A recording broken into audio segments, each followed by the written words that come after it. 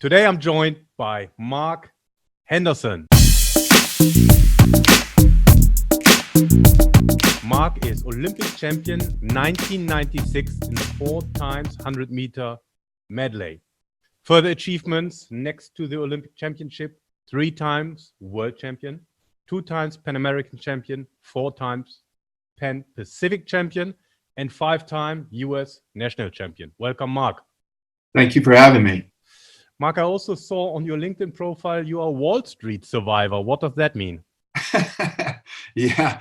I had a career on Wall Street for over 15 years. Worked for JP Morgan, then Citigroup, and then a smaller shop, which was the oldest investment bank on Wall Street, Janney Montgomery Scott. And what made you quit that career path? I had just been itching to give back. I had an idea ever since I was chair of the USOC's athlete committee about just the inability of athletes to easily give back. And, right now, the only thing that's really out there is for us to give clinics and, at local teams. And at most, you can reach probably 300, 400 kids, but it's not individualized. It's just a mass spray of what you think, can help them. And so I wanted to create a company that enabled, or a platform that enabled athletes to be, say, at the post office and they're trying to kill 15 minutes, be able to look down and see, hey, somebody's asking me a question about butterfly. Well, I know butterfly, so I'm going to respond to them. And it could be anywhere in the world, and it's absolutely free. And just wanted to, see if we could help kids really easily and give back. So we built a platform. That's the Athletes Village platform, right? Exactly. Yeah, we'll talk about that later. I think it's a really interesting and inspiring project. Yep. But Wall Street, I got to tell you that I would say 60% of the guys I ran across on Wall Street were ex-athletes. Okay. So I very heard that competitive. before. Yeah. Because that is, you need that drive to win or to succeed. Plus, you also need to have a high tolerance of frustration and perseverance, right? Yeah, I think the perseverance was the main part. I think not freaking out under pressure. There were several times where, in trading, you could be down quite a large amount, and, you could either run away from the desk and run out the front door, or, you can bear down and try to get it back. So, there's definitely that dealing with loss and dealing with wins in the proper way that you learn from sports. That leads perfectly into the first question. What was your darkest moment? In swimming or on Wall Street? Swimming? I guess as an athlete. Yeah, probably not making the 92 Olympic team. I was, at the time, I was second in the world, and I backed off in the prelims and just missed the world record. And I learned a valuable lesson in finals. I had my 2 heroes on both sides of me, and Matt Biondi and Pablo Morales. And I knew how they raced the event. I was usually 6th or 7th at the halfway point at the 50 and would run people down. And for some reason, getting up behind the blocks for that night, I figured if I could get out ahead of those 2 who are usually out first, second, that I could blow their race strategy and really bring it home hard and smash the world record. It was a combination of just inexperience and probably a little bit overconfident, and not knowing that I shouldn't race a race that my body's not used to doing in practice. So took it out super fast, hit the wall first, came off the wall. I heard the announcer underwater for the first time in my life yelling. The crowd was going crazy. I was way ahead of world record pace. I couldn't even see the 2 guys, next to me. And about 10 meters from the wall, that piano that lands on your back where you can barely get your arms out of the water, about 3 of those fell on top of me. And the last stroke I had into the wall, literally, I don't think my arms came out of the water, and I fell from first, way ahead of world record pace. I think that line that goes across the pool that they have on television was about at my knees. And that shot so far ahead of me, by the time I hit the wall, I ended up 7th. So it was a hard lesson to learn. Didn't make the Olympic team when I should have. And had to come back from that. I had to come back from a lot of people telling me that, I should just retire and get a real job and, not stick around for another 4 years. And how did you recover from that moment? What were the lessons learned? The biggest lesson I learned was not worrying about who's next to you. I think it applies to every sport, not worrying about your competition. You can't worry about things you can't control. So, which I'm sure people hear a lot, but it's hard to practice when you're right next to somebody. And, touching the wall first depends on whether you make a team or not. But that was probably the biggest lesson I learned. You also learn who your true friends are. You learn, how to train differently. From that instance, instead of, I honestly had about a month or two where I felt sorry for myself, and I just kind of pushed away from the public. And I was building a 69 Camaro at the time, which was kind of my hobby, was working on cars and building cars. So I just, hung out with those friends that did that, and, pulled away and didn't swim one lap, didn't get in a pool for 2 months. And, one of my friends that was working on the car with me just kind of pulled me aside at one point. This big country guy who was, raced cars and worked in a gas station. He was a mechanic. He pulled me aside and said, look, very rarely have I come across someone who's just got a gift and they're not using it. So, you gotta finish this. So, of all the things that people said to me afterwards, some people say the completely wrong thing. They don't mean to. And some people say the perfect thing. And, that was one of those things that someone said to me that kind of just, in a way, just knocked me off my feet a little bit and said, all right, I've got to, I'm going to be really upset if I just leave this chapter of my life like this. And so I kind of came back with a vengeance and just started writing down, every day from there, writing down what I need to do, what I need to change. And if you fast forward to 96 trials, I was last at the wall at the 50, and I was in lane 6. So I didn't even qualify first. And, in the morning session from 1st to 8th was 0.4 of a second. So it was a very tight field. And I hit the wall last at night and came back and ran everybody down and made the team. And I would like to dig into that. You said some people said you better quit and get a real job. Yeah. I imagine when you're in the process of coming back, these doubts are coming back into your head, and maybe these people are right, or, how do you fight these? I use it as motivation. I wrote them down. I wrote a lot of quotes that people said to me that didn't sit well with me. I wrote them down and put them on my wall. So those mornings when it's hard to get up, when it's freezing cold outside, or, the pool's freezing, or, you're just exhausted, that was the first thing I saw in the morning. So to me, it was just kind of turning those things around, and in your gut, you just feel it. Like you feel like this is what you're supposed to be doing. Okay, cool. What was your best moment? God, I would say the funniest moment of the Olympics was when we first got there. We had to, they had these underwater cameras that were flying along the bottom of the pool for the first time, and ones that were flying above us as well. And it was the first time they did it. And so when I was there, it was at Atlanta. So the guys that were doing it were the guys that were doing the NFL. So they had never covered swimming before. And, they had no idea how fast we were, or, how to keep up with us, or where it should be to keep it out of our view. And so I ran into one of the cameramen because I walked over to him because he was approaching all these different younger athletes, asking him a question. I didn't know what it was. And so I walked over there, being one of the senior guys, and asked him what was up. And he said, hey, I'm just trying to get somebody to do some fast paces so that I could, see where to be with the camera and how fast I need to move it. And so I jumped in and did a few sprints for him because my race wasn't until the last day.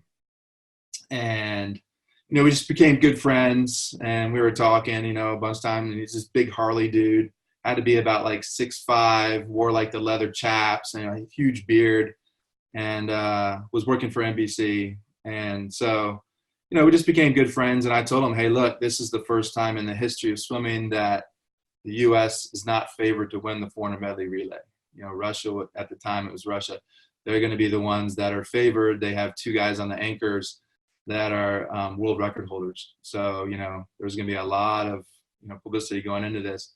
And he was like, dude, I've got you. Like, if I can see you, like if that guy's coming after you, I'm going to put that camera right in front of you. So, when I go in, I had a lead, and the guy, I couldn't see the competitor was 3 lanes over. And so I couldn't see him. And he went the whole way underwater, as before you have to come up after 15 meters.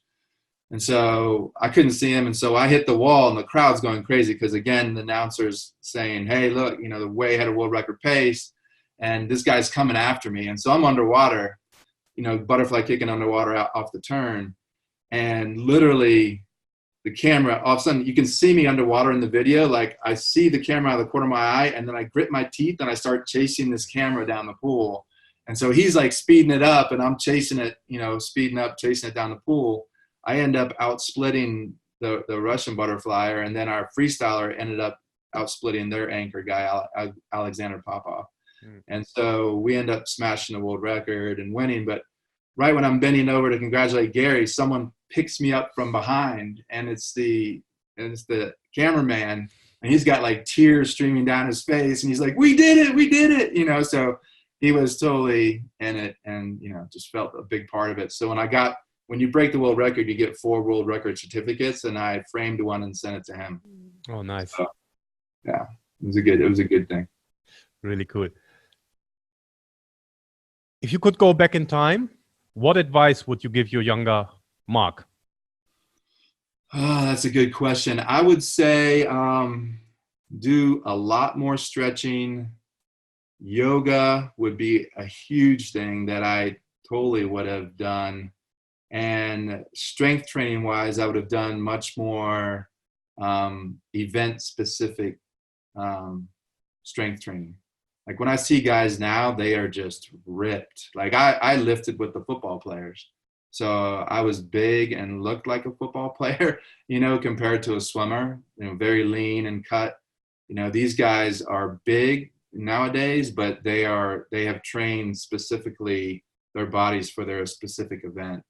So I think that's what made what Michael Phelps did all that much more special. Almost, to me, being a swimmer and being in it, what he did was one of the most spectacular things I've seen in sport, because he beat everybody who trained for one event, and then he would get out of the water and beat everybody who trained for the next event, and then he would get out of the water, and it went on and on and on for 8 events. So, that was, to me, one of the most incredible feats in sports I've ever seen. Yeah.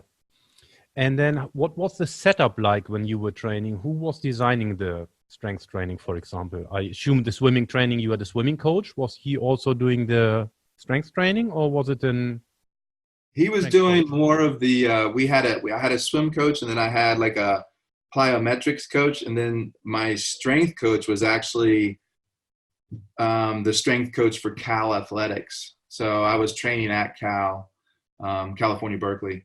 I was training there, and they just had the strength coach who coached, the football team, water polo team, swim team, baseball, basketball. So he put together a plan for me. But these days they have, specific guys who are much more educated in swimming and how you should strength train for that. Okay. What are much the more explosive stuff? Sorry? Much more explosive stuff, with the weight. Okay, so you were doing more heavy, slow resistance type of movements? Exactly. 10, 8, 6, 4, increase the weight, that type of thing. Okay. Yeah. So, yeah. No wonder you got buffed. Pretty sad, but yeah. What are the habits that make you a successful person or athlete? I would say I'm coachable. I don't argue with the coaches. I like to learn. And I would think on top of that, just learning from my mistakes, from the prior story. I think the biggest thing is that athletes can have is learning from your mistakes. I mean, I think what I see, the biggest mistake I see, especially with younger kids, is that when they have a bad race or a bad game, they pout, throw their helmet down or throw their goggles down and go in the corner and don't talk to anybody or don't talk to the coaches. the best time to talk to your coaches and the best time to learn is right after it happened, because it's fresh in your mind and it's fresh in their mind, and they can tell you what they saw and ask you how you felt, like get a feel for how your body felt. So for me, it was just learning from my mistakes. I'd be mad, don't get me wrong, when I swam bad, but I was very inquisitive and really pushed my coach to, tell me what I did wrong right away, so I could go back and kind of warm down and work on it a little bit before the next race. Okay. I have a question that interests me. I need to be careful how I phrase it, but it seems like professional swimmers tend to have on average a higher education than many other sports. My question is, do you think that comes because the nature of swimming just involves early mornings, long days, multiple times a day? You need to be in the water, you need to be able to swim up and down, fairly monotonous. So once you have mastered that and this kind of discipline that is needed for that, then studying becomes easier. That's a good question. I'd say there's a couple parts to it. I would say part of it is probably the wealth of the family. I would say that a lot of athletes come from like a country club or to be able to afford to swim and be in a pool. It's a fairly expensive sport. And then you add on to that travel. So it's hard for an inner city kid to get involved in sports. So with that being said, probably coming from a family who pushes education a little bit harder. So that could be part of it. I think, the discipline is definitely a big key to it. I think, swimming requires specialization at a somewhat early age and a lot of hours. Yeah. So, and just being able to get up and know different, because most swimmers do different events. So you're going to have that complication of really knowing how to do different splits and different types of training. So it kind of pushes you, like, especially in math, like you're doing intervals very quickly. So you could be on like a 28-second interval. So you're having to add that up before you hit the wall in the next, 28 seconds to push off again. So you're doing 10 50s on 28. The coaches always gave us odd intervals like that just to get your math up. So I think that might have played a little role too. Okay. Do you have a morning routine? So now hardest thing I had when I retired from sports was to get back on a morning routine that I liked. But now I wake up and meditate, which that's another thing. Wish I had done that when I was competing. I meditate, and then I work out and, have breakfast with the kids, bring them to school, and then go to work. When I come back, pretty much just walking the dogs and hanging out with the kids, trying to be a non-device family as soon as I get back, which is hard when you're running a business, but that's what we try to enforce a little bit, especially with the kids. Did you have a routine when you were an athlete, a morning routine? I know swimmers do have usually early mornings. Yeah, not by choice. No, so, I know that. It was getting up early. I think it was 4:15, and then going to practice from 5 to 7, and then when I was at the Olympic Training Center, I'd get up early, practice for probably 2 hours, and then go eat.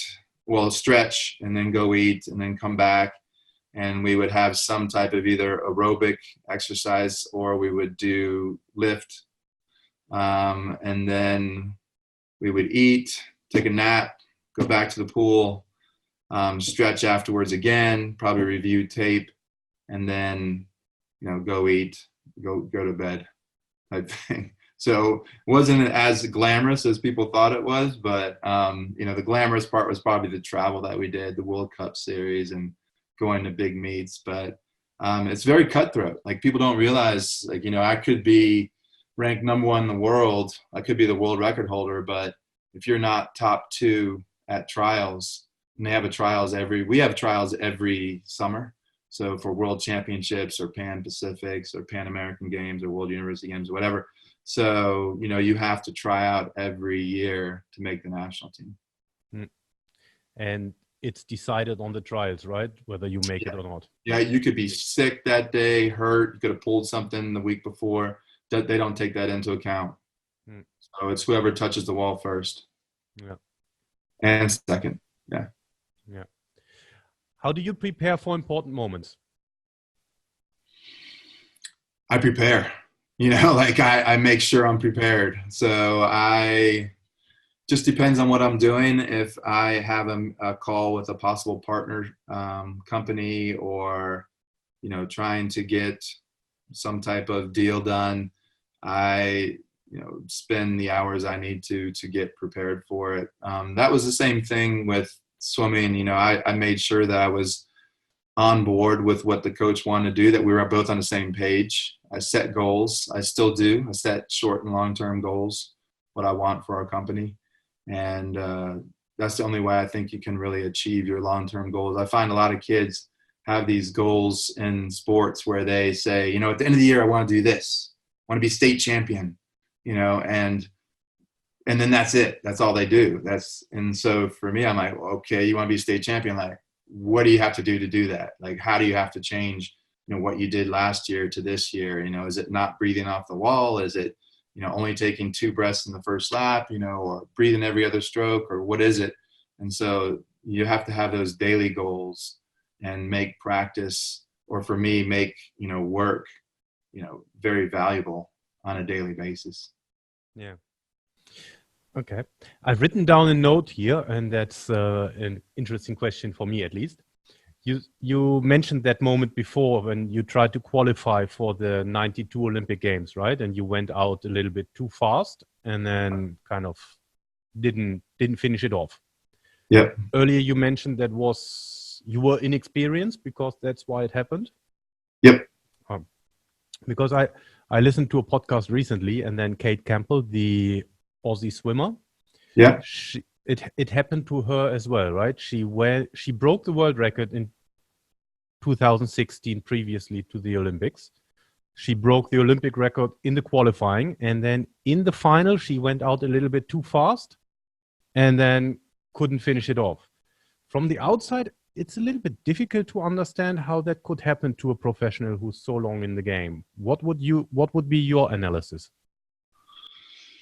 It's you train your body a certain way, so it becomes very scientific and detailed when you get to a high level of competition. So I wanted to have a certain time. Like I want to go 52.5 in the 100 fly to break the world record. It becomes, I know exactly what I need to do for every lap, and that's how I should breathe, how I should go off the wall, how I should do the walls, how my body should feel at that speed. And so your body is prepped like very, precisely to run a race exactly like that. So if you rev that engine really high and go out super fast in the first 50, and it's not easy speed, like your body is used to doing in practice over and over and over and over again, then you're jamming your body into something it's never done before. And so it's going to react and it's going to fail at some point. So you're hoping that it fails after you've touched the wall, but excitement takes over, television takes over. There's a lot of things, even experienced athletes, I think at the Olympics have big fails because they get so caught up in the moment. Yeah. You have a TV camera that's like right next to your face and you're walking in, you're trying to not look at it, or do I look at it? Do I wave? And it's different from a lot of other competitions that you go to. The Olympics is very special, obviously, and just very different in how media is handled and how close they can get to you compared to, say, World Championships or World Cup. Okay. How do you overcome setbacks? I tend to overanalyze. So I just look at video. I look at video, or, for work, I will just go over with my team, how we prepped for it, what went wrong, what we could have done differently, and just try to learn from our mistakes again. So, it's to me, it's all about, it offers opportunity. So setbacks offer a ton of opportunity. So, I think that's what separates a lot of people in business from others. You know, people take setbacks and take it personally and can't really recover and don't want to jump out and take, you know, a chance because they've failed before. And to me, it's, you know, you have to hit, you know, those setbacks really teach you, you know, what you can do to avoid them going forward. Okay.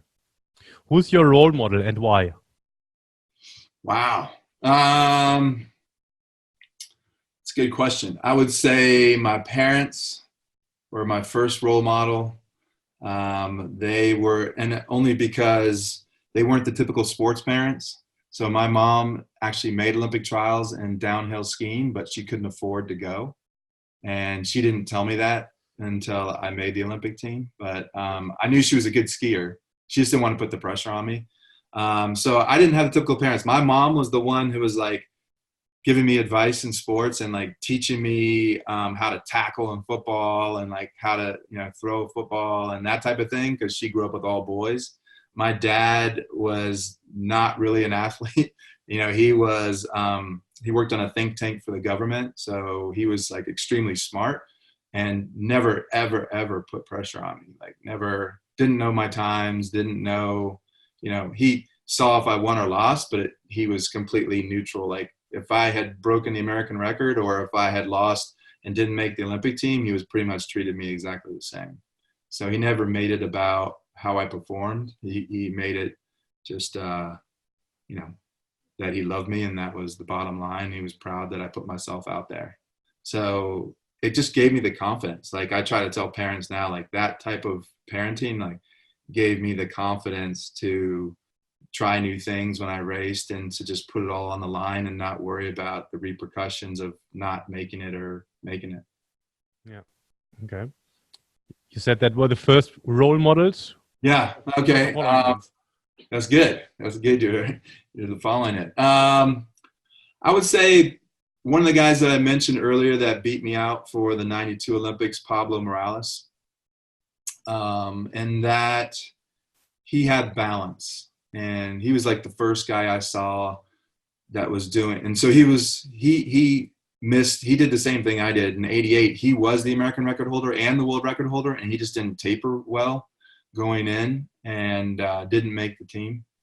And so, which was just like a huge shocker, right? And so he stuck around, and but I got to know him pretty well in those next 4 years, and he was doing Big Brother's program, so he was a big brother, and so I did Big Brother's program because he talked me into I saw him do it, and he's like, hey, it's all about balance. I don't need to be thinking about swimming 24/7, right? And so I did it, and it was one of the best things I ever did.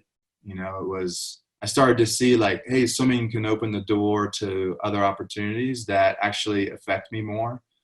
And so, yeah, he was the guy that kind of showed me you could be excellent at sports, but you can also, use sports to open other doors to help more people and to just get a better high from your accomplishments. And so that was what, really pushed me to, look at the philanthropic side and see a lot of balance. Yeah. He was also Olympic champion in... Yeah, so he won in 92. Yeah. So it was one of the craziest, if you ever want to believe in like a intervention or, a God being a part of, someone's, race or anything like that. His mom passed away right before Olympic trials.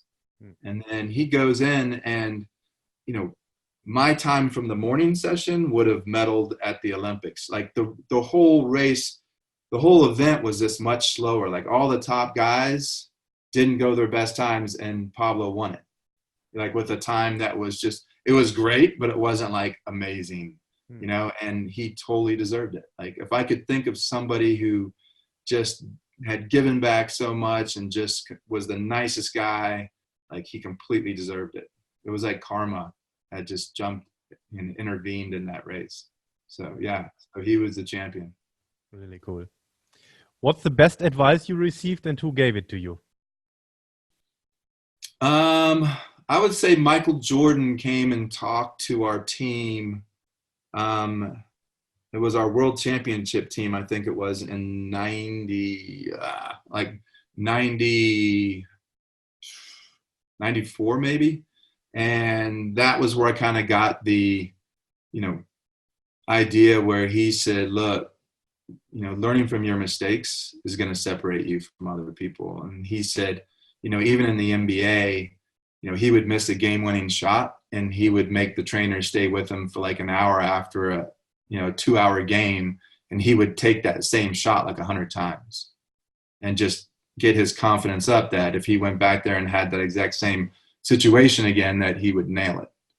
And so, you know, and he said, I'd go in the locker room, you know, after we lost, and I'd see guys banging lockers and not talking to reporters and, you know, just acting like they were 12 years old. And he said, I would leave my jersey on, I'd do my interviews, and I'd go back out and train and make sure that I wasn't going to miss that shot again. And so that really stuck with me. That was, you know, he was kind of the big gun athlete at the time, and everybody looked up to him. And to me, I totally just grabbed onto that and tried to, you know, emulate him in that way. Yeah. I think I saw an interview of you, and also sometimes the biggest lessons can also be learned from the way people behave, right? I think you shared the story of a competitor from you who was supposed to qualify for the Olympic. He was actually someone who trained with me. So Byron Davis. So yeah, Byron and I trained together at the Olympic Training Center in Colorado Springs, and he came in not even ranked, I don't think, top 50 in the world at the time in the 100 butterfly, but he had a ton of speed and a ton of talent and had done well at the college level. And we had become good friends. We were in the same conference in college. So he swam at UCLA and I swam at Cal, and just become good friends. And then we ended up training together. You know, he just pushed me to be a better athlete, and hopefully I did the same for him. And, you know, we were just great teammates and good friends. And in trials, in the 96 trials, he swam the fastest time in the morning in the prelims. So he was seated first at night. So he was the exact same position that I was. But his race strategy was to take it out fast and just hold on. So because he just had that natural speed. So he was first and I was last at the 50. And, you know, I ended up making the team, and he ended up missing the team by, you know, it had to have been about like that much. So it was like 8 100ths or something to that effect. And he would have been the first African-American to make the U.S. national team, the Olympic team for swimming. So there was a lot on the line for him. And not only making the Olympic team, but everything that came with it, with him being African-American and coming from a pretty rough neighborhood. I think it was in Chicago. So, you know, he was, a lot of people following him. He was, you know, just a great person.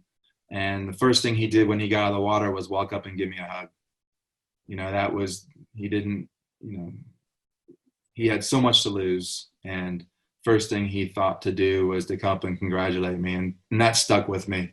You know, I talk to kids these days, and, you know, I say to them, like, look, most important thing I got, you know, like, I reached the top, I got the world record, I got the gold medal, but I don't go out to dinner with the gold medal.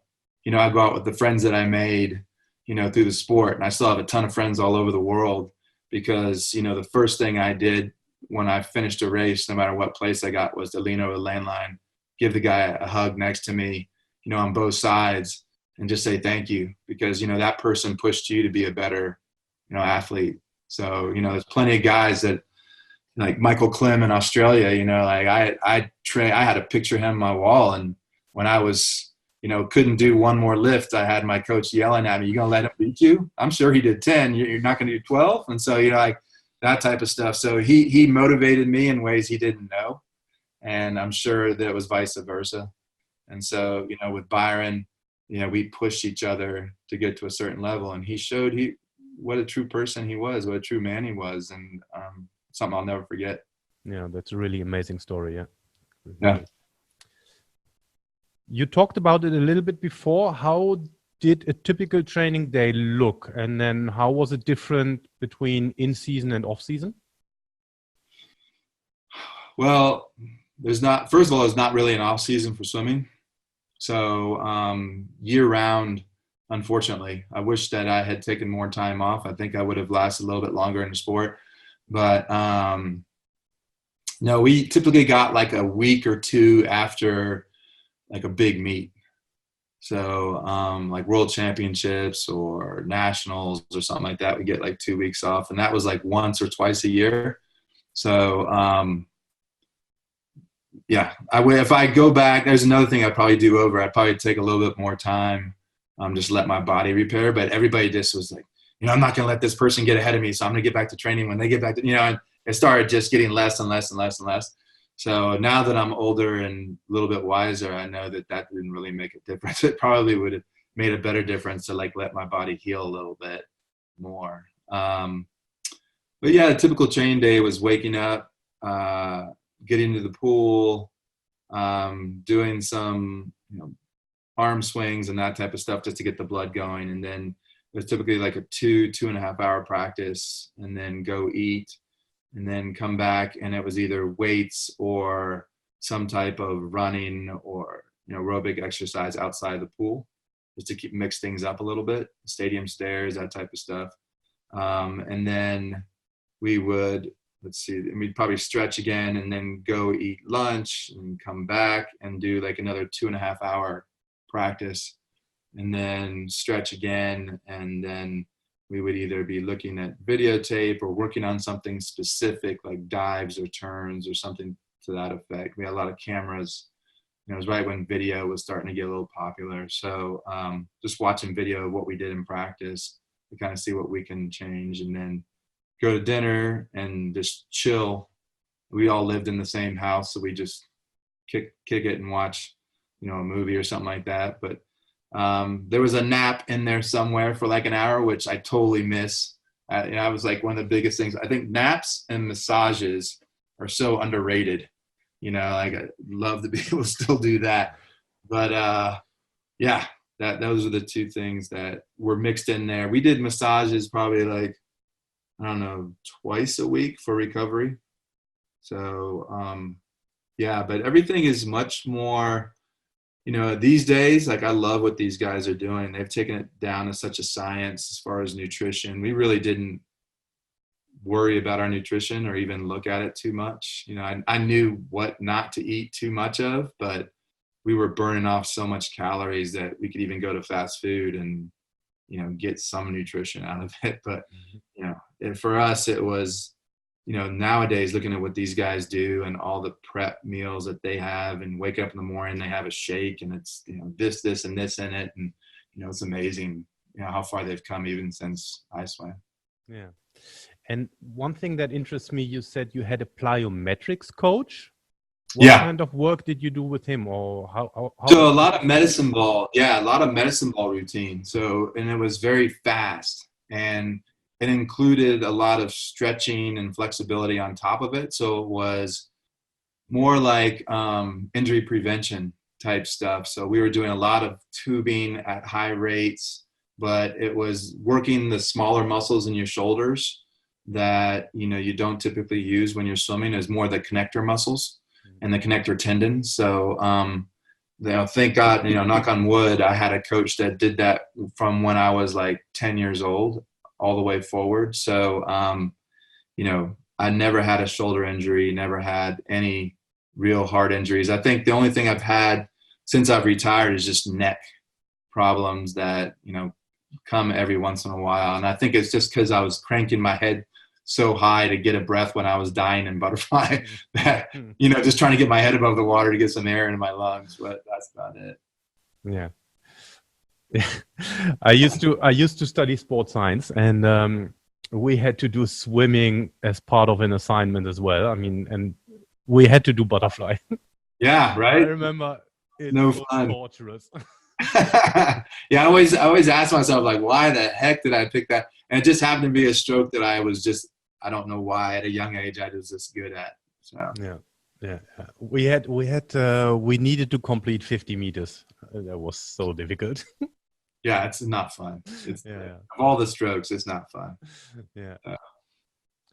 Do you want to nominate someone to be interviewed? Ooh. That would be a good one. I think Ryan Murphy is probably one of my favorite athletes on the U.S. team currently. He's probably favored to win the gold medal in the 100 and 200 backstroke. I'm pretty sure he's probably team captain. I just, he's a guy that just has a great personality, always looking to give back, and he's looking to push the sport forward, to enable the athletes to, have a living, and create revenue for themselves. And so, because I'm alumni at Cal, I talk to a lot of the Cal swimmers, and, I think he's been a standout in terms of someone who's really taking the sport, and pushing it to another level. So really I would say he'd be a great interview. Really cool. Yeah. And so I wanted to touch on your recent project, the Athletes Village. I think it's really cool. Can you talk us through what it is? And what was your motivation to start it? So my motivation began at a young age, actually. So I grew up in an area that was not the high-end rich area or anything like that. I didn't have, the means to have like the speed coaches and the nutrition coaches and all that type of stuff. And the better I got at sports, the more incredibly intelligent people they put in front of me as far as nutritionists and psychologists and kinesiologists and that type of stuff. And I learned a ton about how to get the most out of yourself. And after the Olympics, I found an obscure program through the IOC that enabled me to go to third world countries and to share what I've learned with them. And I saw just incredible differences within like a week. And, just teaching them how to dive and how to train and how to breathe right and, that type of stuff. And so I spent a lot of time. I started, going back on a regular basis to Zimbabwe and Mozambique and South Africa, and just fell in love with the people and fell in love with just how I could I started bringing other athletes with me and sharing the experience. And so I saw something there that just needed to be done. And, when I was on Wall Street, it just kept bugging me. And I stayed involved with USA Swimming and the U.S. Olympic Committee on the political level, just trying to represent the athletes' interests. And I ended up being the chair of the Athletes Council for the U.S. Olympic Committee, which that council has one representative from every sport, including the Paralympics. And so I got to know what the athletes were really concerned about. And one of the top three always was just the inability to give back and no programs that were officially set up to help that endeavor. And so, friends and I I talked to a few guys that I really trusted and had done well in business, and said, look, I just want to build this platform, kind of like Quora. I don't know if you know Quora, Quora. And, just somewhere where anybody in the world can ask a question about sport that they're competing in and get an answer from a trusted source. So it could be from a professional athlete, an elite athlete, like a college level athlete. So as we started building it, we started seeing other needs. So like parents started coming to me and saying like, I would love to talk to the parents of an athlete who've been through this and reached a high level. And so I saw this low hanging fruit that no one had touched. And so I started approaching parents of elite athletes as well as elite athletes to jump on the site. And we sent out 100 invites. It was invite only to begin with. And within 6 months, we had 400 professional athletes on the site helping out. And we started with 3 sports and jumped to 10. And we included other categories as people started asking for them. And psychology and what else? It was psychology, parenting, coaching, body and mind, which included mindfulness and included meditation and included injury prevention, that type of stuff. So all of a sudden we started getting psychologists and nutritionists jumping on the site, and we started getting like doctors like one of the doctors from the New York Giants is on there, and 2 Olympic doctors are on there. And then I started getting coaches from Britain jumping on there, and all of a sudden we started seeing hot spots, all over the world of people jumping on in India and China and Japan. And, the site is only in English. And so like we got overwhelmed. Yeah. So we started looking at, engagement rates, and we started looking at like, how can we make this better? Because we just threw out this crappy platform that sometimes shut down because too many people jumped on, and sometimes it takes forever to load if too many people are on it.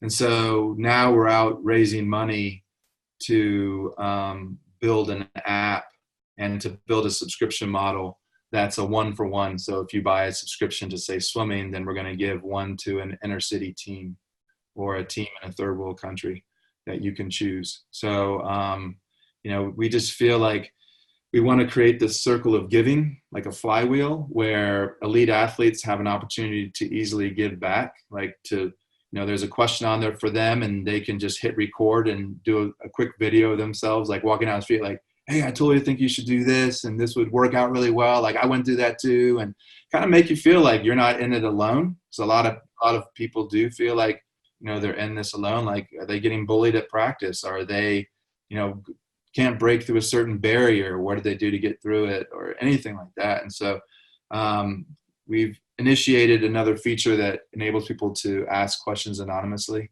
and that's helped, people that have eating disorders, or you name it, a lot of things that are out there, even physical or mental abuse by coaches. It's nailed a few of those guys because of this. So, we've been very careful to try to get the top minds and experienced people on there. And we've just found, like, we're getting emails every day from parents asking us to build other sports, or to thank us, that's really inspired their kids, that an Olympian responded to them, or a pro athlete responded to them, and they're just freaking out. Like, is this for real? Like, like, people are asking more of that than anything else.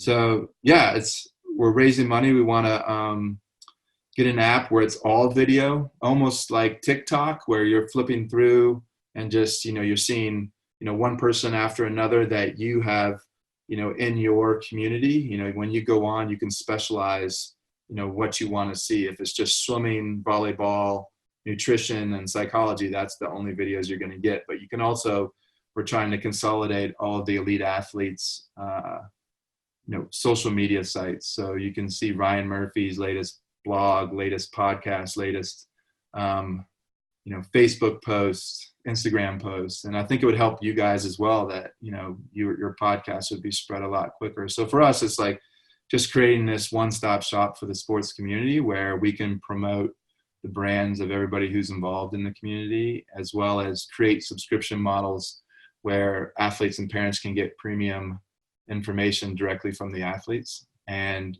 help fund the athletes' training. Yeah. I think it's a really cool idea to also use the power of the internet and digitalization to give back, but also to help the people who really are in need of information. Oh, true. Really so true. Like, I really believe if you have access to the internet, that you should have access to the best training and coaching and nutrition information that's out there. Yeah, really cool. Where can people find you apart from the Athlete Village? The Athletes Village has a Facebook page, Instagram page, and we're on LinkedIn, you name it. But I would love everybody to come on the Athletes Village and just join the community. It's free, completely free at this point, and you get in early. You're not going to be paying anything. It's eventually going to be a freemium model, but right now, I think the people come on early get the most out of it, because, like I said, there are a ton of Olympic athletes and a ton of current national team athletes out there, and that are on it and helping people out. And so, you can more than likely get your question answered by somebody that that you'll be pretty shocked about. So, and get some really cool information on your training or anything. So, and the address is theathletesvillage.com. Yes. athletesvillage.com. Okay, really cool. Yeah. And the handles for all of the social media are TAV Sports. TAV Sports. At TAV Sports, yep. At TAV Sports. Really cool. Mark, thanks for your time. Awesome. Thank you. I was honored to be here. So thank you. Thanks a lot. You have a great day.